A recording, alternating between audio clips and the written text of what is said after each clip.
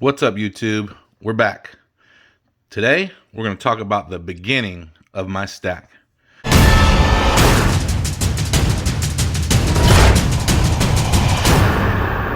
want you to think back about the very first piece of silver that you ever held in your hands. Was it a coin? Was it a bar? Was it a piece of silverware? Whatever it was, did that piece make it into your stack? Do you still have it in your stack today?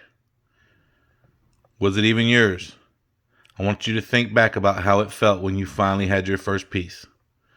And I'm going to tell you about mine. So I grew up collecting coins. And when I say collecting coins, I say that very loosely, as I know what a real coin collector is now. But my father had a collection of wheat pennies that he had been saving since he was a kid in Syracuse, New York, picking them up off the streets and collecting cans for them, and saved a lot of those wheatback pennies, and he prized them, he treasured them.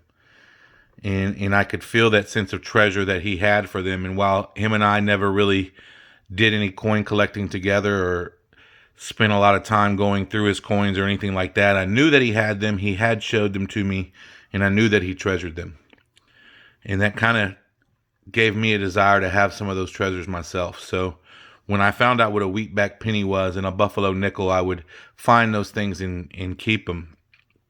And when I got my first job as a cashier at a grocery store when I was a kid, I remember I would always go through the change and I would keep a pocket full of change on me. And when I came across old wheatback penny or an old dime or whatever it was, I would trade that out for the coin in my pocket. And very often other cashiers and people that worked there would do the same. So I was often able to find wheatback pennies just in currency. I wasn't buying them anywhere. I wasn't going to a coin show. I wasn't ordering them online. I was just collecting coins the old-fashioned way. I would find them in circulation and I would pull them out and put them in a little box. Actually, one right over here. We'll talk about that in a later video as I continue through my story. But I want to tell you about how I came across getting my very first piece that's going into my stack. I had a friend growing up, we're going to refer to him as Salvadorian Stacker, who I've known for 30 years.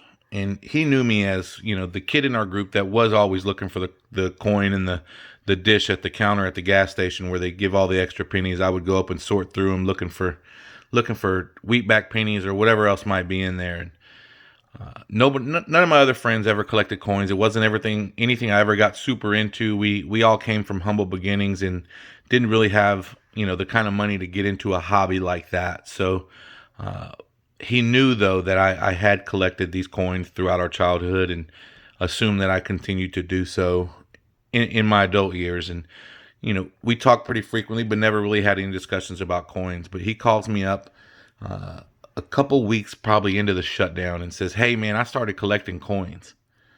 And we must have talked on the phone about coins for about an hour, different things he had bought and some things that I had or had experienced, and just got really into it. And for the first time in a long time, I really started thinking about coin collecting again. And as soon as they lifted the first shutdown or social gathering or kind of let loose some of the restrictions here in our area, he brought everything that he had purchased up to that point, and he came over and I went digging through cabinets and shelves, and my wife helped me find some stuff that had been packed in boxes from moves, and we were able to find most of the stuff that I had so that I could share it with him when he came over. And I was super excited about it, and we talked about it 3 or 4 times during the day.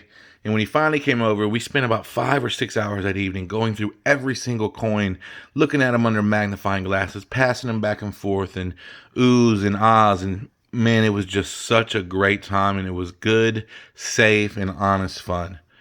And for the first time in a long time, I wanted to get back into coin collecting, but differently this time, obviously, because I wasn't anymore a child without the means to do so, but an adult with a family and somebody that I could share it with. And while my youngest son doesn't show a whole lot of interest, I'm going to keep wearing him down, and eventually he's going to be asking me to go to the LCS. So we'll talk about that another day.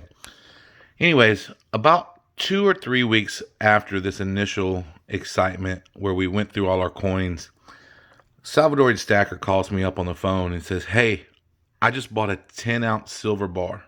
I didn't know anything about stacking. I knew there were coins, but I didn't really know anything about bullion or bars or anything like that. So I was, asking questions, of course. And what he bought was an Asahi bar, and I may be saying that wrong. Fish, if you're watching this, I apologize for mispronouncing it. I know you are very good at pronouncing that word. I'm just going to call it an Asahi bar, but it's a Japanese bar that just it's a beautiful bar, and I had never seen one. But as he's describing it to me over the phone, and he's explaining how it feels in his hands and the weight and how it's making him feel, it excited me. So I told him I'm going back the next day. Give me the address. I'm going over there. I'm getting one of those too. So I go the next day and I walk up and I've got my face covering on, and there's a guy at the door, and I have to ring a bell, and he walks me past this gate and they scan my ID. I'm starting to get a little bit nervous. And I'm thinking, man, these really are treasures. They've got them hidden under guard, lock, and key. And I'm going to go in here and get some. And it was scary and it was exciting. It was my first time ever going into a coin store or anything remotely similar to that. So I walked in and I very nervously told the guy when he finally made eye contact with me and asked me if he could help me that I said, I'm looking for an Asahi bar. And he points to them where they are. They've got a case of them there in the glass. And there's no price on them. So, of course, I want to double check. And I said, these are 200, right? And for those of you that were stacking in mid-May, this was on May 14th to be exact. For those of you that were stacking in mid-May, you know that the spot prices, and I didn't know this. I didn't know what spot price was. But looking back now, I know that the spot price was raising daily during that time, very similar to what we experienced this last week in July. And the guy said, well, they were 200 yesterday, but they're 205 today. I've got a little bit of a competitive nature, and I wasn't going to go in there and pay over the price that my friend paid for his 10-ounce bar. But as I'm thinking this, I'm looking and I see there's lots of different 10-ounce bars. So I asked him, I said, are they all 205? And he said, no, just the Asahis, they're a little more in demand, but these other ones, all these other generic bars, they're still 200. So I looked through them and finally came to this one. Now, I am from Texas, but I did not know that NTR Metals was from Texas as well. So what I finally realized after I bought it and did some looking up, it stands for North Texas Refinery, and it's fine silver, 3 nines, 10 troy ounces, NTR Metals up here. Now, here there's a spot for a serial number that was never stamped, and I've, just in my short 10 weeks of being involved in stacking, have grown to really enjoy seeing something with a serial number on it or a numbered anything, even if it's just a COA or certificate of authenticity. And I also believe that makes things worth more. People are willing to pay more for something that is serialized. So, needless to say, I bought this bar for $200, and I was completely happy with it. There was no tax. It was just a flat $200. And I told you guys I would be transparent about everything. So, I've marked out some information here, but I got this at US Coins, which is a major coin place here in Houston, Texas. And I paid $200 even for it. All right, and that was on 5/14. The spot price that day was $15.88. So there was about a $32 premium on this bar. Now, again, I didn't know what a premium was. I just knew that I got to hold this bar, and still even now, holding it in this plastic, and this is RF heat sealed, which is some sort of chemical sealing that they do to protect the metal, and all the NTR bars come this way, and it's awesome, but I want to hold it. I want to feel it. So I haven't cut it open yet. I'm not saying I never will. At some point, I think I would like to transfer it to one of those fancy hard cases, and I might get to touch it for just a second when I do that. But this is my first 10 ounces, and it's going in my stack. And once it goes in my stack, it never goes back. So there I am, 10 ounces on my way to 200. Looking forward to sharing the rest of this that we have here with you guys, but you'll have to wait for the next video. If you like what you see here, if you like to talk about precious metals, if you like to talk about coins, please subscribe, like, and comment. Tell me what your first piece in your stack was. Was it silver? Was it gold? Was it platinum? Was it a coin? Was it a bar?